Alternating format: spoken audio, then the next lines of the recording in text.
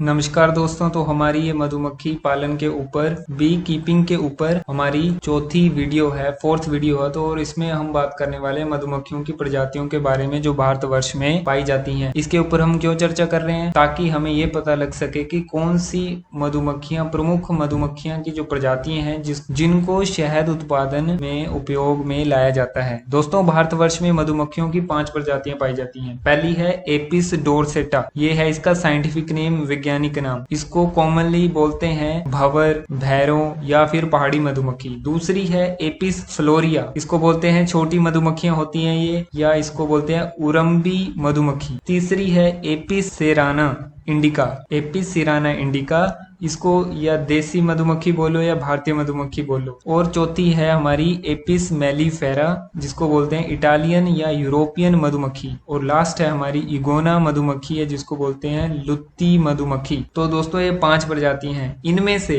Apis cerana indica और Apis mellifera, जिसको हम बोलते हैं देसी या भारतीय मधुमक्खी या फिर इटालियन मधुमक्खी, ये 2 प्रजातियां हैं जिनको हम आसानी से लकड़ी के बक्सों में पाल सकते हैं। इस व्यवसाय के लिए, इस बिजनेस के लिए एपिस मेलिफेरा मधुमक्खियां हैं जो यूरोपियन मधुमक्खी है, ये सबसे अधिक उत्पादन, शहद का उत्पादन करने वाली मधुमक्खी है और इसका स्वभाव भी शांत होता है। इस प्रजाति की रानी मक्खी में, क्वीन हनी बी में अंडे देने की क्षमता सबसे अधिक होती है, जो यूरोपियन मधुमक्खी है या एपिस मेलिफेरा या फिर इटालियन मधुमक्खी इसके नाम है। देसी मधुमक्खी की बात करें तो प्रति वर्ष औसतन 5 से 10 किलोग्राम शहद प्रति परिवार ये बनाती है। और तथा अगर इटालियन मधुमक्खी की बात करें तो ये 50 किलोग्राम शहद प्रति परिवार तक उत्पादन करती है। दिल्ली में स्थित राष्ट्रीय मधुमक्खी बोर्ड द्वारा अनेक प्रमाणित संस्थाएं तो हैं जिनसे ही मधुमक्खियों को खरीदना उचित रहता है। राज्य सरकार के उद्यान विभाग, हॉर्टिकल्चर डिपार्टमेंट है, कृषि विज्ञान केंद्र है या कृषि विश्वविद्यालय या फिर रिसर्च स्टेशन है, शोध संस्थानों से भी हम मधुमक्खी को ले सकते हैं। दोस्तों, अगर थोड़ी सी इसके कैरेक्टर्स के बारे में बात कर लें, इन मधुमक्खियों की जो प्रजातियां हैं इनका, तो क्या मुख्य इनकी बातें हैं। देखिए, जो छोटी मधुमक्खी जिसकी बात करें, जो छोटी मधुमक्खी है जैसे एपिस फ्लोरिया, जिसको वैज्ञानिक नाम है, जिसका वैज्ञानिक नाम आपको क्यों बताया जा रहा है, ताकि आपको अगर इसको और डिटेल में देखना है और इसकी फोटोज देखनी है तो आप गूगल पे सर्च करें सीधा एपिस फ्लोरिया, आपको अनेक फोटोज आ जाएंगी और आपको आइडेंटिफिकेशन करने में भी मदद मिल जाएगी। दोस्तों, छोटी मधुमक्खी है जो एपिस फ्लोरिया या उरम्बी मधुमक्खी, ये सबसे छोटे आकार की मधुमक्खी होती है जो मैदानी स्थानों पर झाड़ियों, वृक्षों की शाखाओं, छत के कोनों आदि में छत्ता बनाती हैं। एक वर्ष में 200 ग्राम से 2 किलोग्राम तक शहद उत्पादन ये कर सकती हैं। ये मधुमक्खियां मैदानी क्षेत्रों में समुद्र तल से सी लेवल से 300 मीटर की ऊंचाई तक भी पाई जा सकती हैं। ये मधुमक्खियां पालने योग्य होती हैं, परंतु एक बात है कि इनको बक्सों में नहीं पाला जा सकता छोटी मधुमक्खियों को। दूसरी, अगर हम भंवर, भौरा या फिर सारंग मधुमक्खी जिसको बोलते हैं, और इसका साइंटिफिक नेम है एपिस डोरसेटा।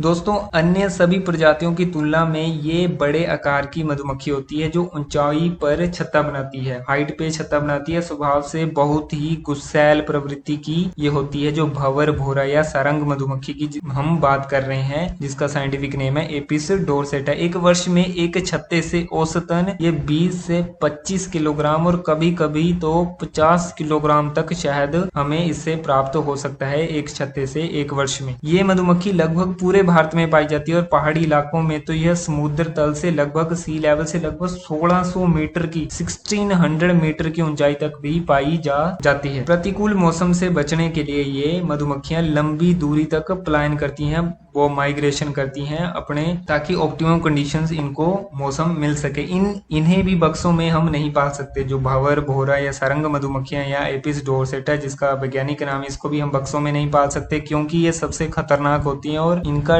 डंक है जो बहुत ज्यादा तेज होता है। ये अपना छत्ता एक स्थायी कड़ी या ऊंचे वृक्ष की शाखा पर या मकान के नीचे या पहाड़ के चट्टानों में बनाती है। भंवर, भौरा या सारंग मधुमक्खी जिसको बोलो या एपिस डोरसेटा आप बोलो। अब भारतीय मधुमक्खी की बात करते हैं, देसी मधुमक्खी की बात करते हैं। ये भारतीय मूल की प्रजाति है, इसका साइंटिफिक नेम भी तभी इसके साइंटिफिक नेम है, वैज्ञानिक नेम है एपिस सिराना इंडिका है। इंडिका मतलब इंडिया से रिलेटेड भारतीय मूल की प्रजाति है जो पहाड़ी और मैदानों क्षेत्रों में मुख्य पाई जाती है। ये समानांतर दूरी पर पैरेलल पेड़ों पर, गुफाओं पर, छुपी हुई जगहों पर, घनी झाड़ियों के अंधेरों में, खोखले वृक्षों में तथा जो टूटे फूटे घरों की जो अलमारियों में छत्ते ये बनाती हैं भारतीय मधुमक्खी। एक वर्ष में एक छत्ते से सामान्यतः जर्नली एक छत्ते से एक वर्ष में 3 से 6 किलोग्राम शहद और कभी कभी 10 से 12 किलोग्राम तक शहद ये उत्पादन कर सकती हैं। ये समुद्र तल से लगभग 2500 मीटर की ऊंचाई तक पाई जा सकती हैं। ठीक है, इनका स्वभाव किस तरह का है? शांत एवं पालतू स्वभाव की होने के कारण इनको कृत्रिम रूप से, आर्टिफिशियल रूप से बनाए गए जो मधुमक्खी की पेटियां हैं उनमें हम इनको वैज्ञानिक विधि से पाल सकते हैं। ये इसकी थोड़ी अलग खासियत आ गई जो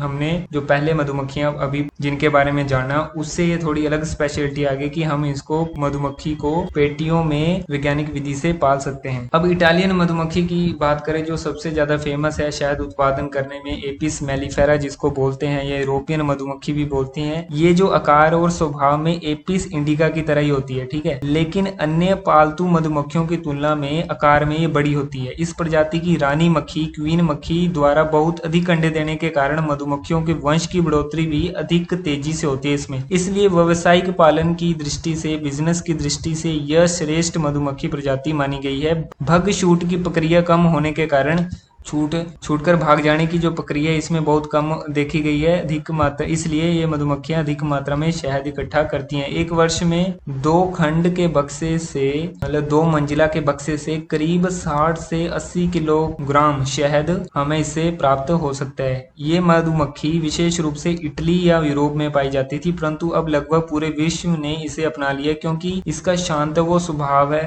है जो शांत है एवं अधिक मधु एकत्रित करने वाली मधुमक्खी ये मानी जाती है। ये मधुमक्खी की एक और स्पेशलिटी है कि थाई सैक ब्रूड वायरस एक बीमारी है जिससे ये प्रतिरोधी होती है। मधुमक्खी की प्रजातियों में सिर्फ यही एक प्रजाति है जो प्रोपोलिस अर्थात जिसको बोलते हैं मधुमक्खी गोंद ये इकट्ठा करती है। सिर्फ यही मधुमक्खी की प्रजाति है इटालियन मधुमक्खी, यूरोपियन मधुमक्खी या एपिस मेलिफेरा इसका वैज्ञानिक नाम है। दोस्तों इगोना, अगर लास्ट जो प्रजाति है इगोना या जिसको लुत्ती मधुमक्खी भी बोलते हैं, लुत्ती मधुमक्खी का भी व्यावसायिक दृष्टि से पालना इसको लाभदायक नहीं माना गया है क्योंकि इससे भी बहुत ही कम शहद प्राप्त होता है। तो हम बक्सों में पाल सकते हैं, पहली तो है देसी मधुमक्खी या भारतीय मूल की मधुमक्खी एपिस सिराना इंडिका और दूसरी आ गई हमारी इटालियन मधुमक्खी या एपिस मेलिफेरा या यूरोपियन मधुमक्खी। इन दोनों को हम शहद उत्पादन में उपयोग में लाते हैं व्यावसायिक दृष्टि से अगर हमें मधुमक्खी पालन या बी कीपिंग करना है। तो दोस्तों अगर आपका किसी भी तरह का सवाल है तो आप जरूर पूछे, कमेंट कर दीजिए। और अगर आपको लगता है इस वीडियो